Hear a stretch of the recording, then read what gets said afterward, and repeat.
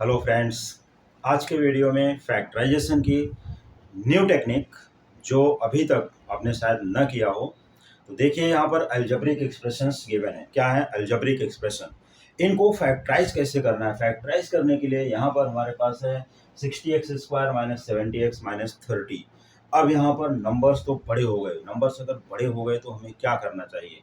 तो आइए मैं एक यहाँ पर टेक्निक बताता हूँ, ट्रिक बताता हूँ, और उसी ट्रिक के साथ सब लोग मिल करके सॉल्व करो।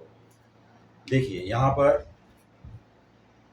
60x² 70x माइनस 30, तो 60, 70 और 30 थ्री नंबर्स यहाँ पर दिए गए हैं। और ये थ्री नंबर्स में हमें क्या करना है, देख लीजिए। यहाँ पर है 60, यहाँ पर है 70 और यहाँ पर है 30। हम क्या करते हैं, एक एक जीरो सबका कट कर देते हैं, एक एक जीरो हटा देना है। नंबर हो गए छोटे। जो 60 था वो 6 हो गया, 70 का 7 हो गया, 30 का 3 हो गया। अब क्या करना है, फर्स्ट और लास्ट को मल्टीप्लाई कर लेना है। इसको हमने मल्टीप्लाई किया और ये मिल जाता है 18। अब इसी 18 को दो पार्ट में हमें ब्रेक कर देना है, फर्स्ट सेकंड। जिसका यहाँ पर माइनस है तो जिसका डिफरेंस करके 7 आए, और वो नंबर हैं 9 एंड 2। लेकिन हमें मिडल में क्या चाहिए, नेगेटिव, तो हमें यहाँ पर माइनस और यहाँ पर प्लस रखना है।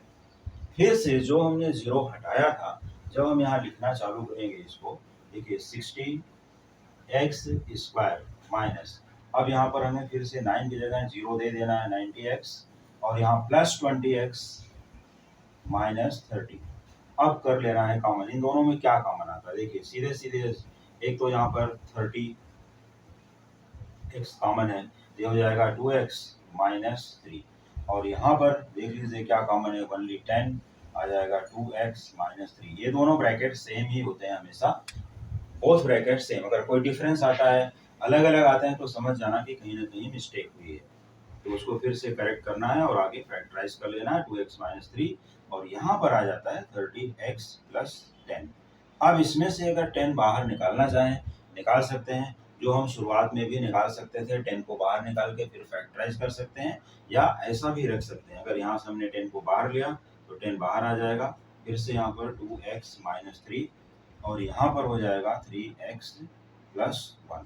तो 10 को बाहर लें या ना लें, दोनों आंसर कोई भी लिख सकते हैं, कोई भी ब्रैकेट पहले लिख सकते हैं, जैसा कि मैं बार बार बताता हूँ। इसके बाद आता है second question, x² y² minus 8xy minus 48। आज हमने सभी नेगेटिव, सभी माइनस साइन वाले फैक्टराइजेशन लिए हैं, क्योंकि माइनस साइन वालों में बच्चों को बहुत ज़्यादा प्रॉब्लम आती है ना, सही? तो ठीक है, तो इस तरह से अगर बच्चों को ज़्यादा प्रॉब्लम आती है तो हम क्या करेंगे, यहाँ पर एक फैक्टराइजेशन का रूल जो मैं बता रहा हूँ, अगर माइनस साइन है तो हमेशा डिफरेंस लेना है। दोनों नंबर का क्या लेना है, डिफरेंस, अंतर, सब्ट्रैक्ट करना है, माइनस करना है, ये ध्यान देना है। माइनस करके मिडल का टर्म आना चाहिए। अब ये है 48, तो अगर 48 यहाँ पर नंबर है, ठीक है, हमने लिख दिया 48। इसके दो ऐसे पार्ट्स करने हैं जिनका माइनस करके 8 आना चाहिए। तो ये हो जाएगा 12 एंड 4। देखो 12 इंटू 4, 12 4 जा 48 हो गया, और 12 माइनस 4 करोगे तो 8 आएगा। लेकिन हमें नेगेटिव साइन चाहिए, तो बड़े नंबर को माइनस, छोटे को प्लस। अब यहाँ पर भी इस तरह से इसको फैक्टराइज कर सकते हो। देखो x² y² माइनस 8xy, और इसके बाद हमने 8 की जगह हमें क्या लिख लेना है, अभी अगले स्टेप में लिखते हैं, 48 है। अब इसके बाद यहाँ x² y² minus 12xy plus 4xy, और माइनस 48 कर दिया। इसके बाद यहाँ पर xy को करते हैं कॉमन, ये हो जाएगा xy माइनस 12, और यहाँ पर प्लस 4 कॉमन करते ही ये भी बन जाएगा xy माइनस 12। तो सिंपल सी बात है, यहाँ पर xy माइनस 12 और यहाँ पर xy प्लस 4, ये नंबर्स आ गए, फैक्टराइजेशन हो गया यहाँ पर। ये रहा अपना सेकंड क्वेश्चन। अब आता है थर्ड क्वेश्चन। ये भी हमने नेगेटिव साइन का ही लिया, ऐसा नहीं कि नेगेटिव साइन के अलावा हमने पॉजिटिव कर दिया। एक टाइप का आज मैंने लिया, सभी माइनस वाले साइन का। देखिए अगर माइनस साइन आता है, यहाँ 2 है, यहाँ पर 3 है, तो ऐसा पहले 2 और 3 को हम क्या करते हैं, मल्टीप्लाई। जैसा कि हमने यहाँ पर 6 इंटू 3 किया था, ये 18 कैसे आया था, 6 इंटू 3 इक्वल टू 18, इस तरह से आया था। यहाँ पर 2 इंटू 30, तो ये हो गया 2 into minus 30 equal to minus 60। इसका फैक्टराइजेशन कर देना है। ऐसा फैक्टराइजेशन करना है जिसका माइनस, मतलब दोनों नंबर का अंतर जो है 7 आना चाहिए। कितना आना चाहिए, 7। तो यहाँ पर हो जाएगा देखिए 12 एंड 5, 12 माइनस 5 7 हो जाएगा, लेकिन नेगेटिव 7 चाहिए तो यहाँ पर माइनस और यहाँ पर प्लस, ये ध्यान देना है। मिडल में जो चाहिए, अगर पॉजिटिव चाहिए तो बड़े को पॉजिटिव, माइनस चाहिए तो बड़े वाले को माइनस, ये ध्यान देना है। अब इसके बाद ये 2a² b², चलिए फिर से यहाँ लिख लेते हैं 2a² b², माइनस 7ab यहाँ पर है तो हम इसके फॉर्म में कन्वर्ट कर देते हैं directly, minus 12ab plus 5ab, और यहाँ पर आ जाता है माइनस 30।